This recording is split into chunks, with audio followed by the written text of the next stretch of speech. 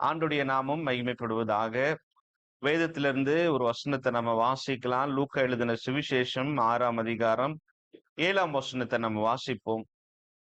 அப்பொழுது வேதபாரகரும் பரிசேயரும் அவரிடத்தில் குற்றம் கண்டுபிடிக்கும்படி ஓய்வு நாளிலே சொஸ்தமாக்குவாரோ என்று அவர் மேல் நோக்கமாய் இருந்தார்கள்.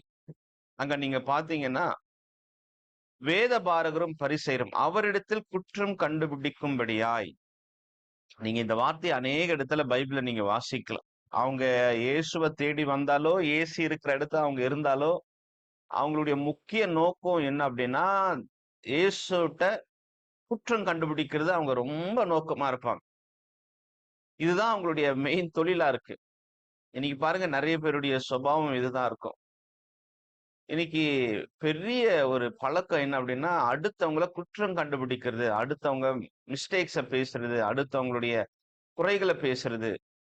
ஒரு ஃபங்ஷனுக்கு போனாலும், ஒரு வீட்டுக்கு போனாலும், என்ன நடந்தாலும், யார பார்த்தாலும், ஒரு ரயில்வே ஸ்டேஷன்ல மீட் பண்ணாலும், இல்ல ஏதோ ஒரு குற்றத்த ஒருத்தர்ட்ட அவங்க அவங்க ட்ரெஸ் என்ன? அவங்க என்ன அப்படி பேசுறாங்க? அவங்க என்ன அவங்களோட பேசுறாங்க? அவங்க என்ன இப்படி இருக்கிறாங்க? ஏதோ ஒரு குற்றத்த நாம என்ன பண்ணுவோம்? கண்டுபிடிச்சுட்டே இருப்போம். சின்ன சின்ன விஷயத்து இங்க பாருங்க, இங்க அந்த மார்க் எழுதின சுவிசேஷம் 7ஆம் அதிகாரம் 2ஆம் வசனத்துல நீங்க பார்த்தீங்கன்னா, ஆ சாப்பிடுறப்ப கை கழுவல அப்படின்னு கூட குற்றம் கண்டுபிடிப்பாங்க. மார்க் 7:2 நம்ம வாசிக்கிறோம். அப்பொழுது அவருடைய சீஷர் சிலர் கழுவாத அசுத்த கைகளாலே போஜனம் பண்ணுகிறதை அவர்கள் கண்டு குற்றம் கண்டுபிடித்தார்கள். யூதர்களுடைய வழக்கம் என்னன்னா, அவங்க பரிசேயர் முக்கியமா வேதபாரி இவங்க எல்லாம் அடிக்கடிக்கு கை கழுவுவாங்க. அடிக்கடி கழுவுவாங்க. இவங்க வந்து சாப்பிடும்போது கை கழுவாதத குற்றம் கண்டுபிடிக்கிறாங்க. இது எவ்வளவு ஒரு பாருங்க, இது ஒரு ரொம்ப தேவனுக்கு பிடிக்காத ஒரு சுபாவம்.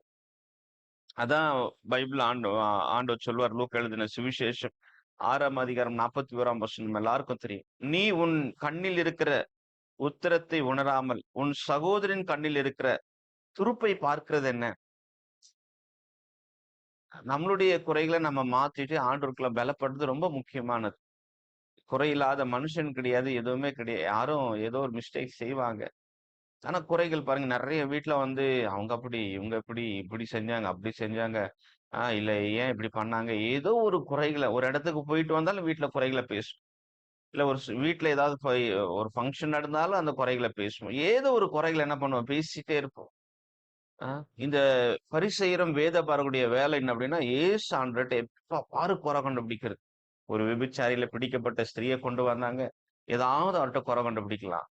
எங்க போனாலும் ஒரு ஓய்வு நாளுக்கு ஓய்வு நாள்ல ஆண்டவர் என்ன பேசுவார்? அவர்ட்ட என்ன குறை கண்டுபிடிக்கலாம்? அப்படின்னு அவங்க வேலையே அதுவா இருக்கும். பாருங்க எவ்வளோ ஒரு தவறான ஒரு காரியம். நம்ம ஆண்டவர் நாளுக்கு நாள் நம்ம புதிதாக்கப்படணும். நாளுக்கு நாள் நம்ம பரிசுத்தமாகணும். தேவனுக்கு நெருக்கமா நம்ம போயிட்டு இருக்கணும். அடுத்தவங்களுடைய குறை கண்டுபிடிக்கிறது நம்மளுடைய வேலை கிடையாது.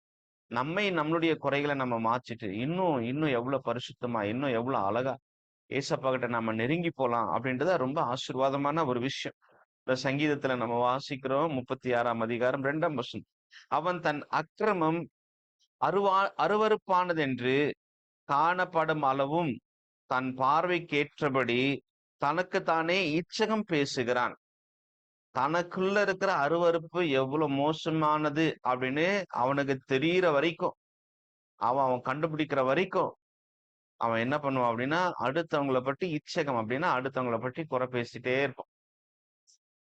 அதான் நமக்குள்ள இருக்கிற ஏகப்பட்ட காரியங்கள் நம்ம மாத்த வேண்டியது, நம்ம சரி செய்ய வேண்டியது, கண்டிப்பா நமக்குள்ள ஏகப்பட்டது இருக்கும். எப்போதுமே நம்ம குறைகள பேசுறவங்களா நம்ம இருக்கக்கூடாது. அடுத்தவங்களுடைய குறைகளை எடுத்து காட்டுறவங்களா நம்ம இருக்கக்கூடாது. முடிஞ்சா அடுத்தவங்களுடைய குறைகளுக்காக நம்ம ஜெபம் பண்ணலாம். அடுத்தவங்கள மாத்துறதுக்கு நம்ம முயற்சி பண்ணலாமே தவிர, குறைகளை பேசுறதே நம்மளுடைய வாழ்க்கையா இருக்கக்கூடாது. குறைகளை பேசுறதே இது வந்து உலகம் முழுவதும் பரவுன ஒரு பயங்கரமான தொற்று வியாதி. எல்லா இடத்துலயும் பாருங்க. ஒரு நாளைக்கு ஒரு மனுஷன் வந்து கண்டிப்பா அடுத்தவங்கள பத்தி பேசாம இருக்க மாட்டாங்க. அடுத்தவங்களுடைய குறைகள என்ன பண்ணுவாங்க? பேசிட்டே இருப்பாங்க. இன்னைக்கு அது வந்து சபைக்குள்ள வந்து ஊழியத்துல வந்து இன்னைக்கு அதிகமா ஊழியத்த பத்தி, சபைய பத்தி ஏதோ ஒரு காரியத்த அவங்க ஏன் அப்படி பேசுனாங்க? இவங்க எப்படி பேசுனாங்க? இவங்க எப்படி இருக்கிறாங்க? ஏன் அப்படி இருக்கிறாங்க? பைபிள்ல இப்படி இருக்கா? அப்படி இருக்கா? குறை கண்டுபிடிக்கிறவங்க ஏராளமான பேர். பரிசேயர், சதுசேயர் இப்படி வேத பாரகர் இவருடைய வேலை அதிகமான பெரிய வேலை என்ன அப்படின்னா குறை கண்டுபிடிக்கிறது. இயேசுவின் நாமத்தினால நான் சொல்றேன். இப்படிப்பட்ட ஒரு குணம், இப்படிப்பட்ட ஒரு காரியம் நமக்குள்ள வரக்கூடாது. நமக்கு இருக்கக்கூடாது. அடுத்தவங்களுடைய குறைகளை நம்ம பேசக்கூடாது. அடுத்தவங்கள பத்தி, அடுத்தவங்களுடைய எடுத்து அவங்க குறை உள்ளவங்க அப்படின்னு பேசுற குணம் நம்ம இருக்கக்கூடாது. தேவனுக்கு அது பிரியமில்லாதது. அதனால ஒவ்வொரு நாளும் நம்மளை சரி செய்து குறைகளை பேசுறவங்களா நாம இருக்கக்கூடாது. அப்படி இல்லாதபடிக்கு ஆஹ் நிறைவான வாழ்க்கைய, நல்ல ஒரு வாழ்க்கைய வாழ தேவன் நமக்கு உதவி செய்வாராக.